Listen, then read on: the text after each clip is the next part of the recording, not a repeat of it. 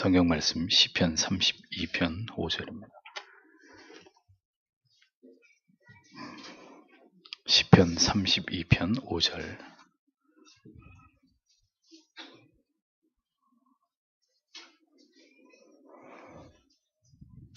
함께 읽겠습니다.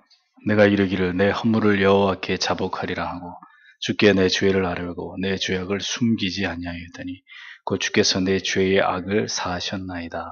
셀라. 아멘. 스콜라 신학자들의 회개론, 복음의 순결성과는 전혀 다른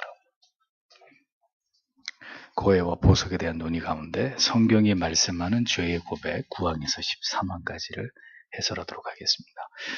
구항, 하나님 앞에 죄를 고백함.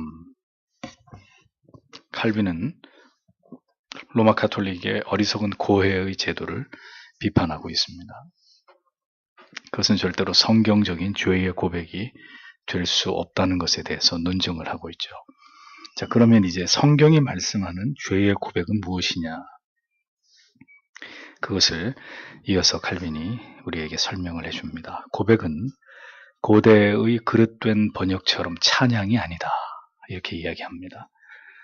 전혀 마음의 죄에 대한 정확한 인식과 참회의 마음도 없이 찬양의 분위기에 취해서 손을 들고 눈물을 흘리는 이런 교인들의 모습은 찬양 집회에 가면 흔히 볼 수 있는 그런 모습들입니다.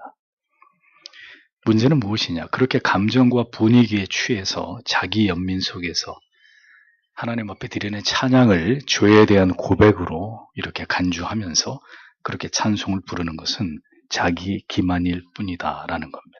그것은 전혀 죄의 고백이 될 수 없습니다. 그것은 성경이 말씀하는 죄의 분명한 고백과 거리가 먼 것이라는 겁니다. 성경은 죄를 용서하시고 씻어주시는 분이 예수 그리스도이시기 때문에 우리의 죄를 고백할 유일한 대상은 오직 예수 그리스도 뿐이시다라고 분명히 말씀하고 있습니다. 그리스도만이 우리의 죄를 사하시고 우리를 고치시는 분이시다. 오직 주님께만 우리의 마음을 털어놓아야 한다고 분명히 가르치고 있죠. 다윗은 방금 읽은 시편 32편 5절에서 내가 이르기를 내 허물을 여호와께 자복하리라 하고 주께 내 죄를 아뢰고 내 죄악을 숨기지 아니하였더니 곧 주께서 내 죄의 악을 사하셨나이다. 이렇게 기록하고 있습니다. 시편 51편 1절에도 하나님이여 주의 인자를 쫓아 나를 긍휼히 여기소서라고 기록하고 있습니다. 또 요한일서 1장 9절에서 우리가 우리 죄를 자백하면 그는 미쁘시고 의로우사 우리 죄를 사하실 것이다. 이렇게 분명히 말씀하고 있습니다. 모두가 죄의 고백의 대상이 하나님이 성부 하나님이시고 성자 예수 그리스도가 우리의 죄의 자백의 대상이라는 사실을 분명히 밝히고 있는 거죠. 오직 주님 앞에서 우리의 죄를 고해야 한다는 것입니다.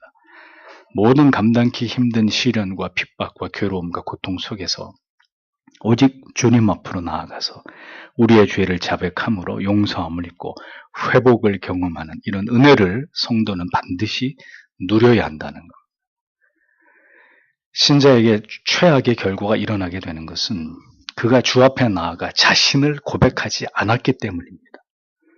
자기의 모든 문제를, 자기의 모든 죄를 정직하게 고하고 주의 긍휼과 자비를 구하지 않고 인간의 방법으로 문제를 해결하려고 할 때 결과는 파국이 될 수밖에 없는 겁니다. 언제나 주 앞으로 나아가서 주께 고백하고 주여 나를 불쌍히 여겨달라고 내 죄를 사해 주시고 나를 새롭게 하셔서 나를 고치셔서 하나님의 이름에 영광을 드러내는 삶을 살아가는 내 인생이 그렇게 그리스도 안에서 값진 인생이 되게 해달라고 그렇게 주님 앞에 고백하면서 그 앞에서 모든 문제를 해결받는 성도들이 되셔야 한다는 것입니다. 10번째로 사람들 앞에서 죄를 고백함. 칼빈은 다시 이 부분에서 이제 주님께만 죄를 고백하는 것이 아니라 특별한 경우에는 사람들 앞에서도 공적으로 죄를 고백해야 될 그런 순간들이 있다는 것을 말하고 있습니다. 이것은 다른 이유 때문이 아니라 죄인에게 임하신 하나님의 긍휼과 자비를 드러내고자 하는 목적 때문입니다. 그리스도 밖에 있을 때에 자신의 모든 죄악된 삶에 대해서 그리고 그런 죄인에게 찾아와 주신 하나님의 그 크신 은혜와 긍휼과 자비와 사랑을 공적으로 고백하는 거죠. 그래서 하나님의 그 위대하신 사랑을 높이는 목적에서는 때때로 사람들 앞에서 내가 예수 밖에 있을 때 얼마나 추악한 죄를 저질렀고 그렇게 예수 밖에서 아무 소망이 없이 살아가던 나에게 하나님이 어떤 은혜를 주셔서 나를 여기까지 오게 만들었는지를 고백할 필요가 있다는 겁니다. 그것은 자기를 드러내려고 하는 것이 결코 아니라 이 죄인에게 베풀어 주신 하나님의 그 크신 은혜를 기리기 위해서 그렇다는 거죠.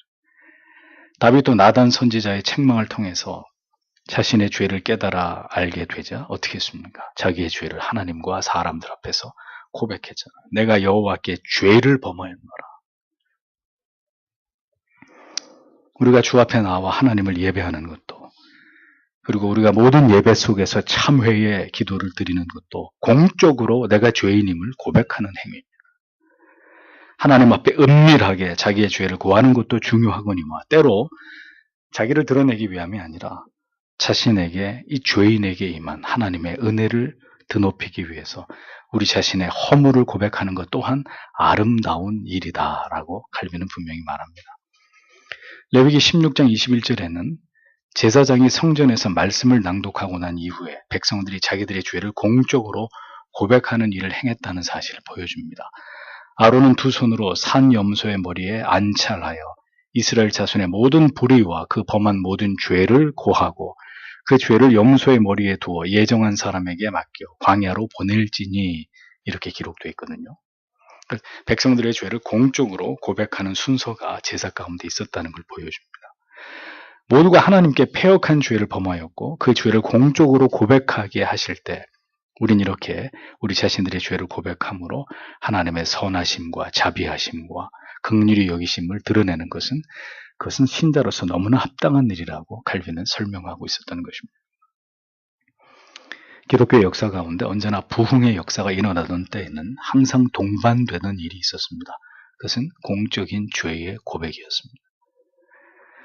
1995년도 미국의 휘튼 칼리지에서 놀라운 부흥의 역사가 일어났습니다.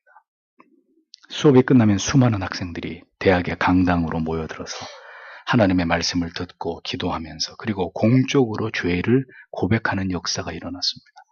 마약을 한 학생, 동성애를 즐기던 학생, 음란한 삶을 살아가던 학생들이 줄을 지어서 강단 앞으로 나와서 자기의 죄를 고백하고 모든 학생들이 눈물로 그 학생들을 위해서 기도해 주던 일들이 연일 계속되었습니다. 이 놀라운 성령의 역사는 6주간이나 계속되었다고 기록되어 있습니다.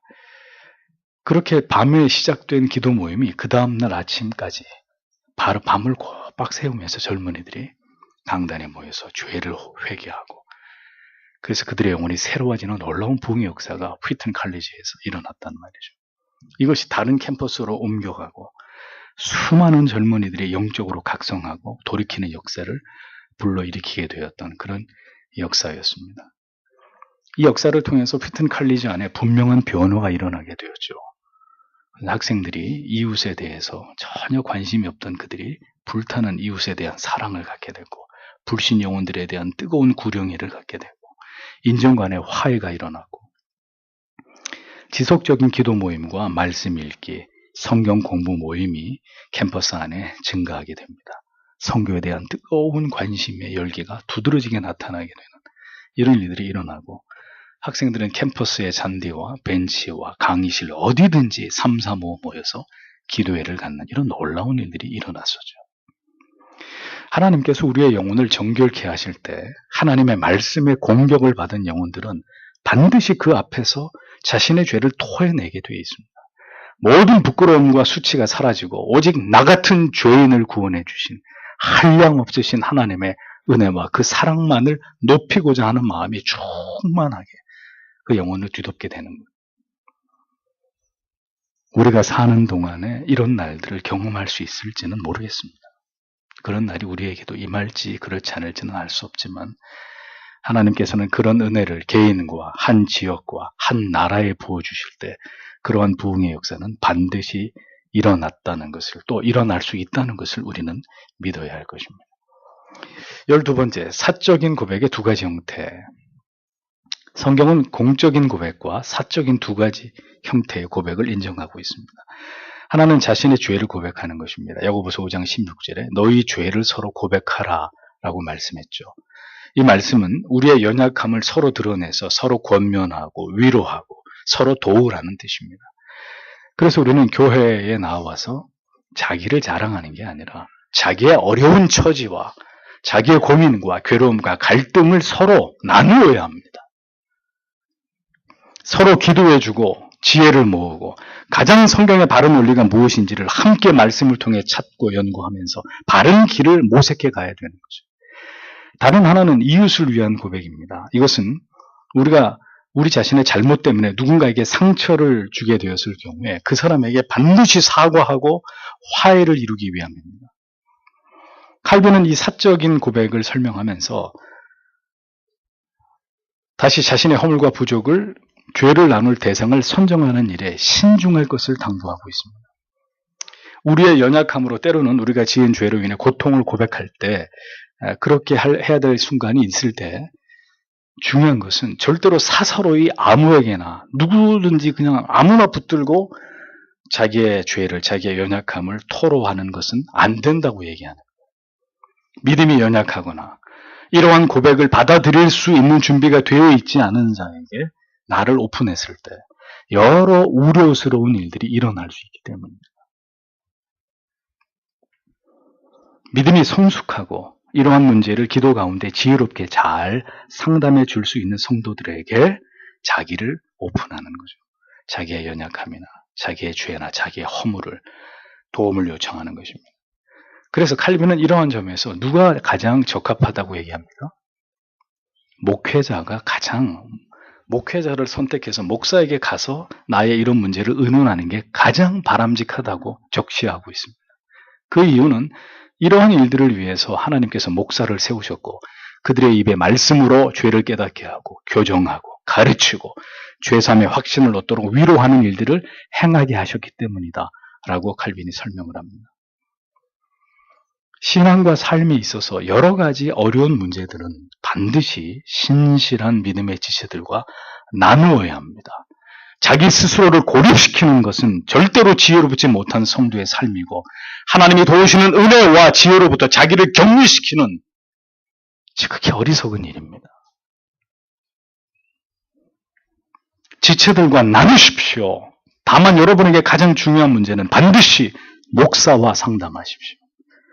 성경의 진리와 바른 원리대로 하나님의 뜻이 무엇인지를 깨닫도록 여러분을 위해서 언제나 기도하는 목사와 여러분들의 영혼의 문제들을 의논하셔야 된다는 거죠. 목사가 제일 우려하는 만남은 어떤 만남이냐? 믿음이 연약한 자들끼리의 교제입니다. 또 진리에 대해서 교회에 대해서 반감을 가진 자들의 연합입니다. 아무것도 얻을 것이 없습니다. 더 영혼이 곤고해지고 더 비참해질 따름입니다. 소경을 인도할 수 있습니까? 절대로 불가능한 일이에요. 반드시 자기보다 믿음이 성숙한 자들과 나의 은밀한 죄를 이야기해도 사탄이 틈을 타지 않을 수 있는 그런 믿을 만한 신앙의 대상을 찾아서 그들과 진솔한 영혼의 대화를 나누라. 그런 성도님들 없으면 목사하고 이야기하고. 가장 어리석은 신자의 관계는 바로 불신자와의 연합입니다. 그들과의 우정입니다. 그들과 미래를 약속하는 것입니다. 결단코 우리 인생에 아무런 유익이 될 수 없는 신앙의 하향 평준화를 이루고 결국 있던 내 믿음까지도 산산조각 나버리게 되는, 모두 다 깡그리 잃어버리게 되는 그런 결과를 피할 수 없게 됩니다. 서로 권면하고 위로하고 책망하는 일은 모든 성도 안에 마땅히 이루어져야 될 일이나 특별히 그 일을 위해서 하나님이 세우신 목회자와 모든 문제를 함께 나누는 것이 성경의 가르침이다. 왜 어리석게 여러분 이러한 원리들을 지키지 않고 사람을 붙들고 사람에 의해서 어떤 문제를 해결해 보려고. 여기서 말하는 사람은 믿음이 없는 사람, 나를 위해서 전혀 기도해 주지 않는 사람, 그럴 능력이 없는 사람. 고린도 교회가 그토록 타락한 것은 참 그리스도의 사도인 바울을 업신여기고 거짓 사도를 따랐기 때문이라는 것을 잊어버리지 마십시오. 여러분, 목사에게는 분명히 치리권이 있습니다. 교회의 법에 따라서 벌을 내리기도 하고 그 벌에 대해서 해벌을 하기도 하는 그 권한이 목사에게, 당회에게 주어져 있습니다. 이것은 결코 성도님들이 가볍게 여겨서는 안 되는 목회자의 공권입니다. 교회의 머리 대신 그리스도가 목회자에게 부여하신 목자적 공권입니다. 이것으로 성도는 자신의 죄에 대해서 간섭을 받아야 합니다. 누구에게? 목사에게. 지금 죄를 짓고 있는 겁니다. 지금 그 선택은 잘못된 겁니다. 돌이키세요. 그 죄를 회개하세요. 그런 삶을 멈추세요. 목사가 도울 터이니 더 이상 그런 삶을 반복 지속해서는 안 됩니다. 돌이키십시오. 여러분들의 죄에 대해서 간섭을 받아야 합니다. 그런 일을 행하지 않으면 마귀의 밥이 되는 거예요. 은밀하게 아무도 모르게 계속 죄를 짓고 그것을 묻어두고 누구에게도 얘기하지 않고, 그럼 그 사람의 영혼은 점점 더 황폐하게 되는 겁니다. 지혜로운 방법이 아닙니다. 교회의 치리에 복종하고 목사의 권면과 가르침을 따라야 되는 것은 성도 여러분의 마땅한 의무이고 도리입니다. 그것은 성경이 우리에게 명시하고 있는 바입니다. 그런데 목사에게 속이고 숨기고 감추는 것은 여러분들이 명백하게 지금 죄를 범하는 것이고 그 죄를 은폐하려는 사탄의 계략에 말려들고 있는 것입니다. 다 가려버리는 거예요. 숨겨버리고 안 그런 척하는 거죠. 누구도 내 문제를 알지 못하도록. 그것은 마귀가 박수를 치는 일입니다. 숨기고 또 숨겨서 결국은 발각이 되었을 때 감당할 수 없는 지경에 이르게 되는, 그래서 온 교회가 발칵 뒤집어지게 되는 이런 일들이 바로 마귀의 노림수라는 것을 성도 여러분 분명히 알고 계셔야 합니다. 목사와 성도를 이간시키고 불신하게 만드는 사탄의 역사는 오늘도 교회 안에서 끊이지 않고 있습니다. 그래서 칼빈은 분명하게 말하고 있습니다. 신자들 각자 기억해야 될 중요한 사실은 죄의식 때문에 홀로 괴로움과 근심에 있어서 외부의 도움이 없이는 스스로 거기서 헤어나오지 못할 때 주께서 그를 치료하시기 위해서 그에게 베풀어 주신 방편들을 소홀히 하지 않는 것이라고 칼빈이 분명히 기독교 강의에서 얘기하고 있는, 외부의 그에게 외부의 도움을 통해서 그에게 베풀어주는 방편을 소홀히 하지 않는 것, 도움을 받는 것, 부끄러운 게 아니라는 거예요. 우리는 우리 스스로의 힘으로 바로 설 수 없는 존재들이기 때문에 필요한 적절한 도움을 받는 것은 지극히 합당한 일이라는, 그렇게 하지 않는 것이 잘못된 것이지. 왜 지체들을 불신하고 목회자를 불신하고 혼자 문제를 끌어안고 해결하려고 합니까? 그것이 하나님이 원하시는 신앙의 모습이 아니라는 것을 왜 모르는 것입니까? 오랜 죄로부터 벗어나기 위해서는 자기 교회의 목사에게 사적으로 죄를 고백하는 방법을 사용해야 하고, 칼빈의 얘기입니다. 우리 자신의 문제를 해결받기 위해서 사적인 도움을 구해야 되고, 성경적인 옳은 판단을 하기 위해서 언제나 목사의 도움을, 지혜를 구해야 된다. 적어도 여러분들에게 분명히 말씀드릴 수 있는 것은 목사에게 물어서 후회하는 경우는 생기지 않습니다. 모든 후회는 여러분이 스스로 내리신 결정 때문에 벌어집니다. 그래서 여러분들 중에는 목사에게 전혀 묻지 않는 거예요. 왜?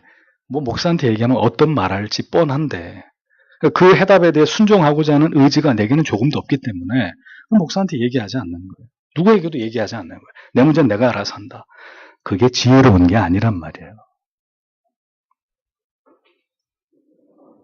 칼빈은 이렇게 목사를 통해서 도움을 입고자 할 때 주의할 점을 이어서 말합니다. 하나님께서 명확하게 명령하지 않은 사안에 대해서 우리가 어떤 임의적 규례를 정해가지고 우리의 양심이 그것에 얽매이게 하지 않아야 한다, 이렇게 얘기합니다. 즉 목사가 여러분들을 권면하는데 성경에서 벗어난 어떤 기준을 임의대로 만들어가지고 성도에게 그것을 강요할 수는 없다라는 거예요.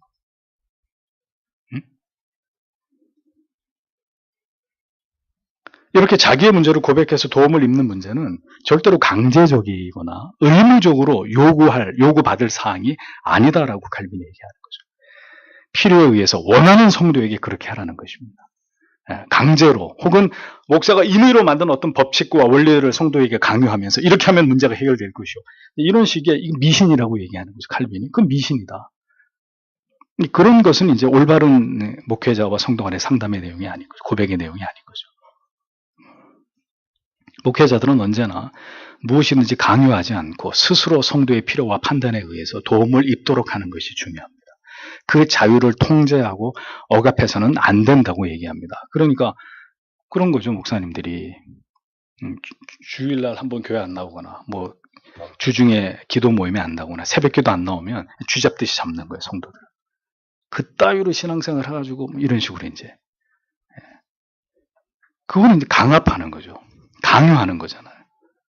절대로 칼빈은 그것을 성도들의 자유를 보장하고 통제와 억압을 통해서 어떤 종교적인 목적을 이루려고 하는 것에 대해서 칼빈은 분명히 그건 아니라고 얘기하는 거예요. 율법주의로 갈 수 있기 때문에.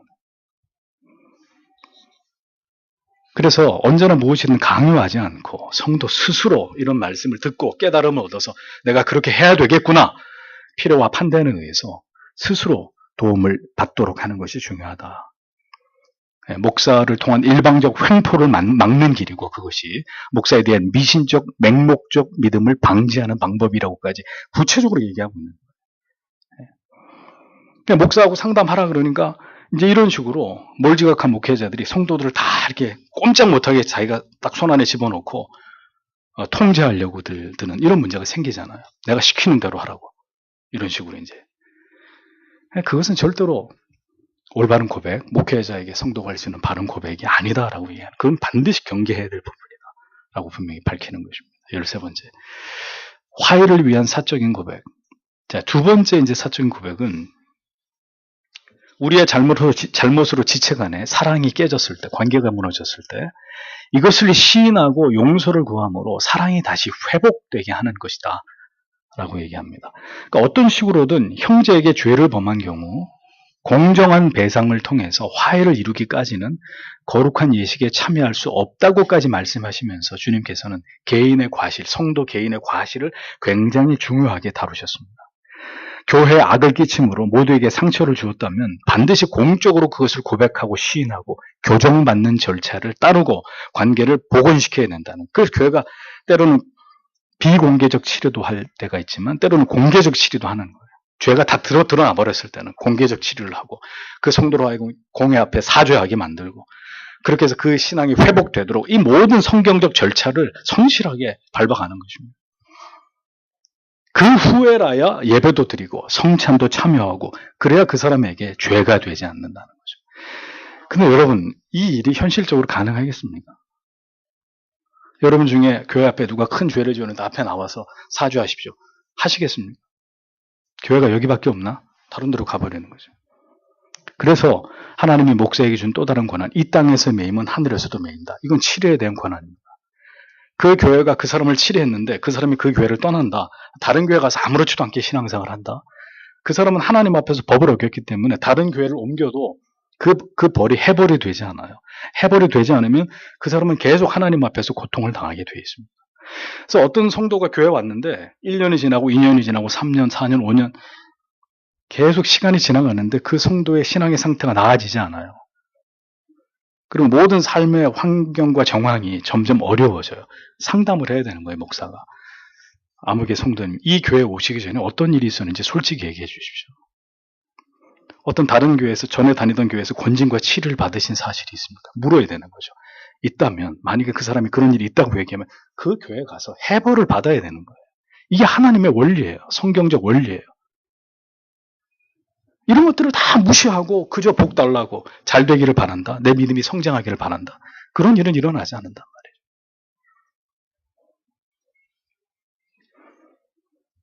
부부가, 부모와 자녀가, 지체들끼리 싸움과 다툼이 있었는데 이 일에 대한 하나님 앞에서 화해도 없이 예배를 드리는 것은 죄를 범하는 것입니다.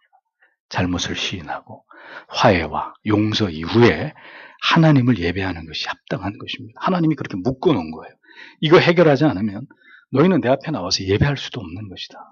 초대교회도 그렇고 청교도들도 마찬가지였습니다. 성찬에 나아가기 전에 성도는 반드시 목사를 통해서 그가 성찬에 참여하기에 합당한 영혼의 준비가 되어 있는지를 양심을 통해서 판단받게 했습니다. 그러나 이 일은 절대로 강제로 할 수 없고 자기의 양심에 따라서 스스로 결정할 수 있는 일이에요. 내가 내 양심에 비추어서 나는 하나님 앞에 죄를 고백했고 겸손한 마음으로 성찬에 참여하기를 원합니다. 그럼 참여시켜야 되는 거예요. 목사가 봐서 당신은 믿음이 안 되니까 참여하지 뭐 이렇게 할 수 없다는 거죠. 자기 양심에 따라서 결정하는 거예요. 목회자가 양심을 억압해서 성찬에 참여시키지 않는 것도 바른 것이 아니고 전혀 양심에 비추어 합당한 준비가 되지 않았는데도 강제로 상관없다고 무조건 참여하라고 이렇게 등 떠밀어서 성찬에 참여시키는 것도 합당치 않은 것입니다. 이런 절차들을 통해서 성도가 자신을 점검하고 유익을 얻고 교훈을 받는 것이 매우 합당한 일이라는 거예요. 그러니까 이런 일들을 여러분들이 중요하게 여기셔야 됩니다. 여러분들의 영혼이 고갈되지 않으려면, 여러분들이 영적으로 건강하게 하나님을 신앙하려면 이런 모든 원리와 법칙들을 준수하셔야 되는 거예요. 신앙은 내 마음대로 믿는 게 아니란 말이에요. 내 기분대로, 내 생각대로, 극단적인 어떤 이기적인 인본주의적인 이런 시대의 정신이 교회 안에 들어오면서 다 제각기 자기가 하고 싶은 대로 그렇게 하나님을 믿으려고 하지만 이것은 성경의 진리가 아니란 말이죠. 모든 질서가 있고 권위가 있고 그것에 대해서 간섭을 받고 지도를 따르고 교정이 되고 그래서 신앙이 회복되고 이런 모든 절차들을 통해서 건강하게 하나님을 신앙할 때 그 신자의 영혼이 정상적으로 성장해 갈 수 있는 거죠. 근데 이런 모든 원리들을 다 폐기 처분해버리고 내 마음대로 하겠다. 왜? 내 마음인데. 이런 식의 신앙은 절대로 성경의 지지를 얻을 수 없고 그의 믿음이 괄목할 만한 성장이나 변화를 이뤄낼 수도 없는 것이라는 거죠. 자신의 죄를 신실한 성도와 목회자와의 상담을 통해서 그런 문제들을 늘 진실되게 다루고 어떤 분쟁과 갈등이 있을 때 언제나 사과와 용서의 고백이 분명히 성도 간에 가족도 성도잖아요. 부모와 자식 간에 부부 간에 성도 간에 이런 문제들이 반드시 성경적으로 바르게 다루어지고 있느냐 그렇지 않느냐 이런 고백들이 성실하게 이루어지고 있느냐 그냥 자기가 잘못해놓고도 절대로 미안하다고 사과도 안 하고 고백도 하지 않고 내 마음대로 내 생각대로 그렇게 하나님을 신앙하고 있느냐. 우리가 철저하게 이런 말씀 앞에서 우리의 고백, 우리의 하나님을 향한 우리의 죄의 고백은 얼마나 성경 말씀을 통해서 볼 때 성실하고 정직하게 이루어지고 있는지를 살펴야 된다는 겁니다. 이런 문제들이 잘 해결되면 그의 영혼은 늘 하나님의 은총의 빛 아래 있는 것이고 이런 것들을 다 무시하고 자기 나름대로 자기의 방법을 따라서 하나님을 신앙하는 사람의 영혼은 늘 어두침침한 어둠 속에서 배회하고 갈등하고 고통당하고 괴로움을 당하는 그런 시간들 속에서 벗어나기 어려운 것입니다. 성도는 이러한 모든 문제를 정직하고 투명하게 행하는 것이 자기 영혼의 유익이 되고 하나님이 기뻐하시는 바라는 것을 분명히 알고 이러한 고백의 원리들을 성실하게 교회 안에서 지체 안에서 가족들 안에서 이루어가야 하는 것입니다. 이런 원리가 무너질 때 혹은 경시될 때 모든 거룩한 의미들이 은혜의 선명한 체험들이 교회 안에서 신자의 영혼 안에서 빠르게 소멸될 수밖에 없는 것입니다. 하나님의 말씀을 따라서 어떤 문제든지 풀어가야 성신의 역사가 있잖아요. 거기에. 네? 성경이 하라는 대로 순복하고 그 가르침을 따라야 거기에 성령의 치유의 역사가 회복의 역사가 새롭게 하시는 역사가 나타날 거 아니에요. 근데 어쩌자고 다 내 마음대로 내 생각대로 그렇게 하면 그 모든 문제에 대해서 누가 책임을 질 것이며 그 문제가 어떻게 해결될 수 있겠느냐.